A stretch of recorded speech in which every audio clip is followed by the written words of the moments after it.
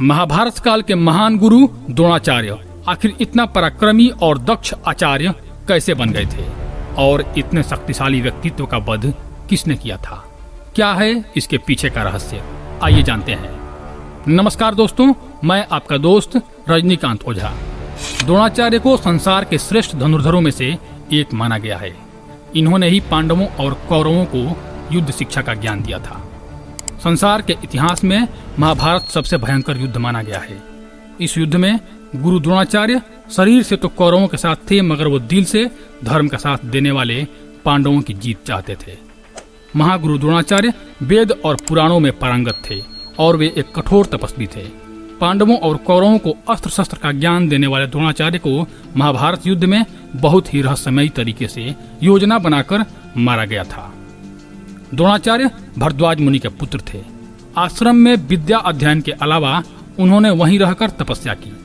द्रोणाचार्य का विवाह शरद्वान मुनि की पुत्री और कृपाचार्य की बहन कृपि से हुआ था।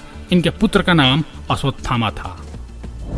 द्रोणाचार्य ने महेंद्र पर्वत पर जाकर शस्त्रार्थ विद्याओं में श्रेष्ठ श्री परशुराम जी से प्रयोग, रहस्य तथा संहार विधि के सहित संपूर्ण अस्त्र शस्त्रों का ज्ञान प्राप्त किया था। महाभारत के युद्ध में गुरु द्रोण कौरवों की तरफ से लड़े थे। भीष्म के सरसैया पर लेटने के बाद कर्ण के कहने पर द्रोणाचार्य को सेनापति बनाया गया था। युद्ध में पांडवों का सबसे विनाश करने वाले गुरु द्रोण की संहारक शक्ति बढ़ती देखकर पांडव खेमे में दहशत फैल गई। द्रोणाचार्य और उनके पुत्र अश्वत्थामा का रौद्र रूप देखकर पांडवों को अपनी हार नजदीक नजर आ रही थी। पांडवों की ऐसी स्थिति देखने के बाद श्री कृष्ण ने छल का सहारा लेने के लिए कहा।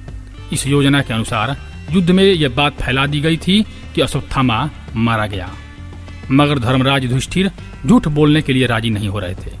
ऐसे में अवंती राज के एक हाथी का, जिसका नाम अश्वत्थामा था, उसका भीम द्वारा वध कर दिया गया। युद्ध भूमि में अश्वत्थामा की मृत्यु की खबर आग की तरह फैल गई। गुरु द्रोणाचार्य स्वयं इस बात की पुष्टि के लिए युधिष्ठिर के पास आए, मगर जैसे ही धर्मराज ने उत्तर दिया कि अश्वत्थामा मारा गया, परंतु हाथी, श्री कृष्ण ने उसी समय शंखनाद कर दिया। उस ध्वनि के कारण द्रोणाचार्य आखिरी के शब्द परंतु हाथी नहीं सुन पाए। उन्हें यह यकीन हो गया कि युद्ध में उनका पुत्र अश्वत्थामा मारा गया। अपने पुत्र की मृत्यु का समाचार सुनने के बाद द्रोणाचार्य ने शस्त्र त्याग दिए और रणभूमि में ही शोक में डूब गए। इस मौके का लाभ उठाकर द्रौपदी के भाई धृष्टद्युम्न ने निहत्थे द्रोणाचार्य का सिर काट दिया। अश्वत्थामा को जब इस घटना के बारे में पता चला, तब उसके गुस्से का कोई ठिकाना नहीं रहा। दुख और क्रोध से भरे अश्वत्थामा ने प्रण लिया कि वो पांडवों के एक भी पुत्र को जीवित नहीं छोड़ेगा। अपने पिता की छल से हुई मृत्यु का बदला लेते हुए अश्वत्थामा ने अपने नारायण अस्त्र से कोहराम मचा दिया।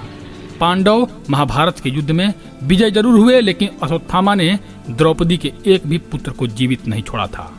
तो धन्यवाद दोस्तों, यह था पूरा वृत्तांत।